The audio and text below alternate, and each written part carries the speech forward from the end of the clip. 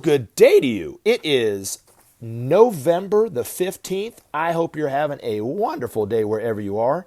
Now, I can't see you out there, but I know you're there, and I want to welcome you to Search for Signs if you are new, and welcome you back if you have been here before.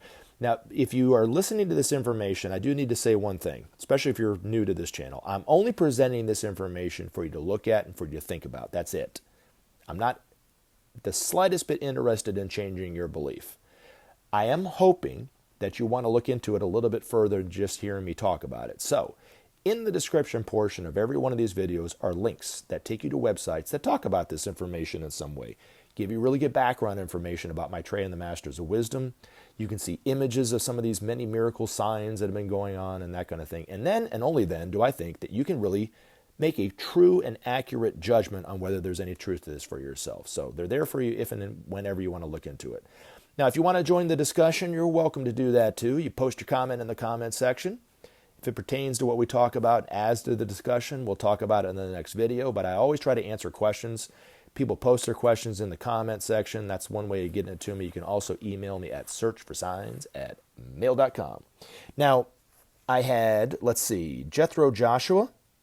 You commented. Many blessings to you too. Maitreya, thank you for your comment. John, Vivian Nundu.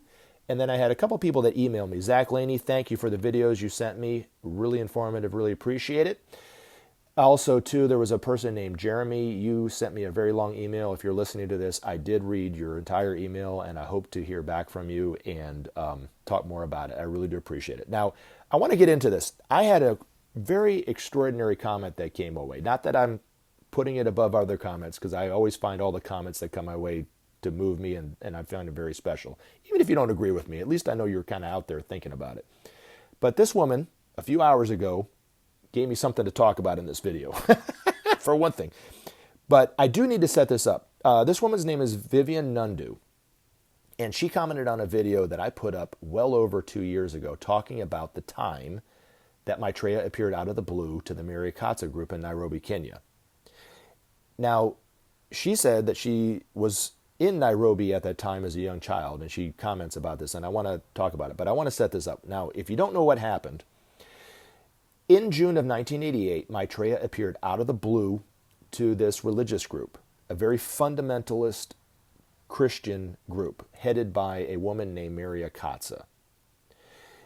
There happened to be a journalist from the Nairobi Times, or the Kenyan Times, there, and he was just happened to take photo. He was just taking photos of the church group and the gathering and jotting down notes of what she was saying, and then all of a sudden, out of the blue, Maitreya appeared in front of this group, 6,000 people.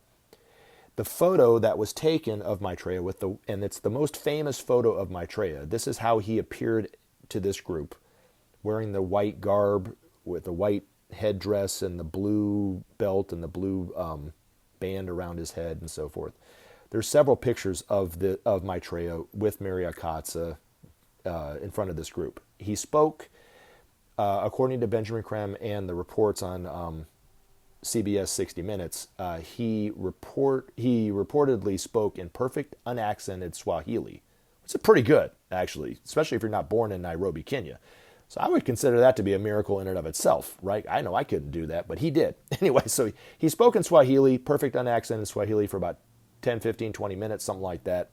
There were miracle healings that happened to people who just happened to be cured of incurable diseases at the time that he was there.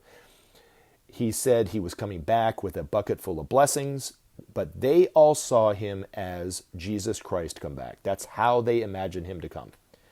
Mary Akatsa was informed that there was a group, the Share International group, and they had been saying that it was actually Maitreya that appeared to them, and she said, no, that was Jesus that talked to me.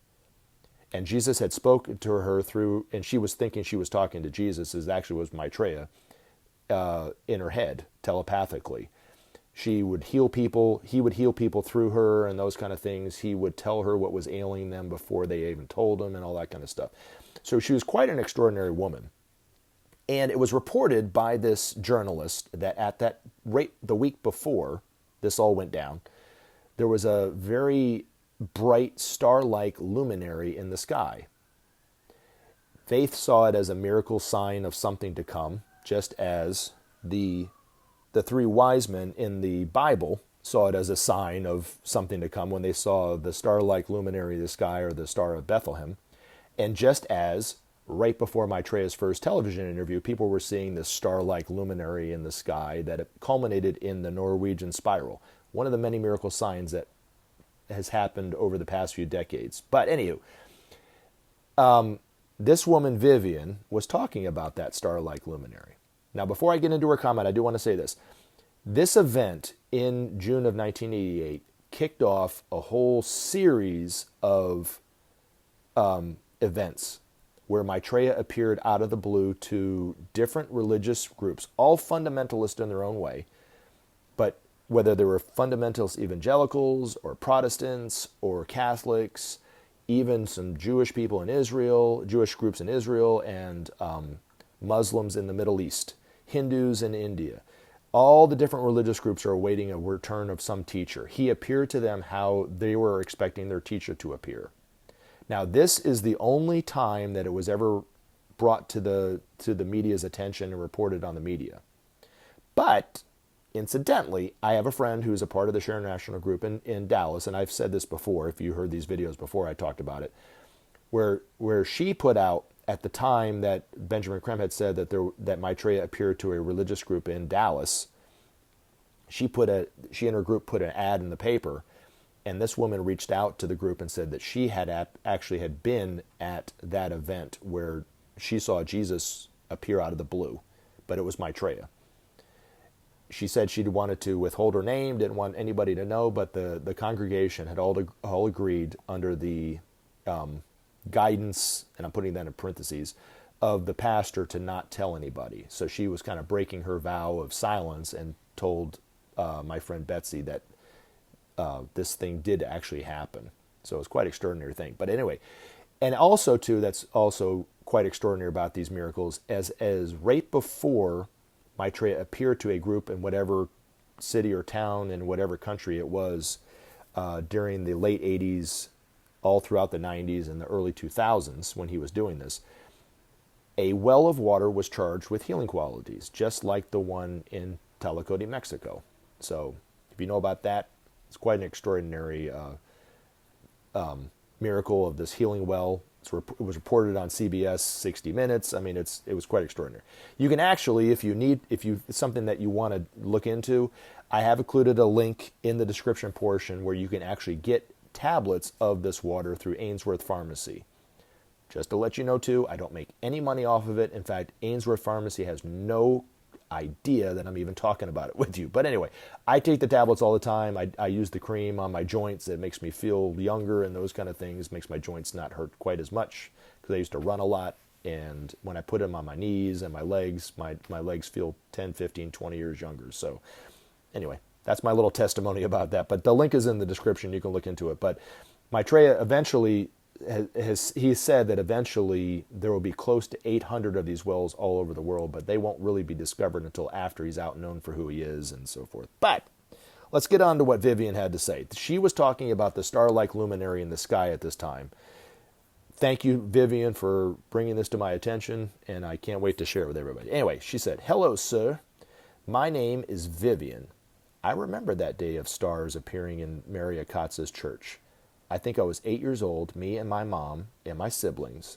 We attend church that day, and I was the only one to see it, and my mom and my siblings didn't manage to see it. It was a miracle." So thank you so much for doing that. You really made my day. And hope I'll hear back from you from other comments and so forth in the future. Thank you so much. And thank you everybody else for commenting as well. Now, I want to segue into an article written by Benjamin Creme's master. And I like to read these articles, and I haven't read an article coming from Benjamin Creme's master in a while, and it's time for me to do it. I didn't have much to talk about today, so this would be a good time to read this. Now, I want to say a couple things before I read this article. Okay, first, if you want to know what makes a master tick and how they think and how they're going to be teaching humanity, read Benjamin Creme's master's articles for yourself. And you can go to the Share International site and do that. There's a tab to the left, along with the other tabs, and it's entitled Articles by the Master. And you can read a lot of these very same articles I like to read.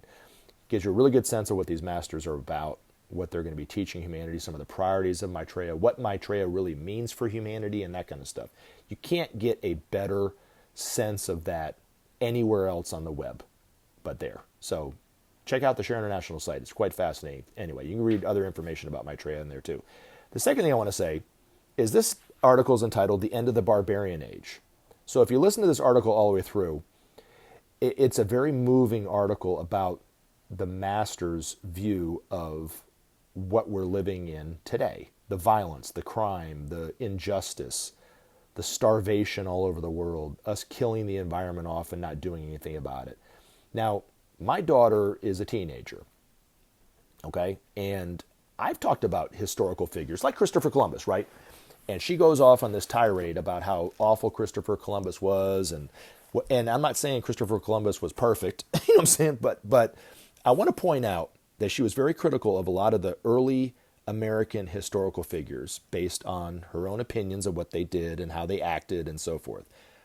I'm not saying anything about what they did or what they didn't do. I'm just trying to point out, and I've pointed this out to her, and I'm just throwing this out for you to look at and for you to ponder on.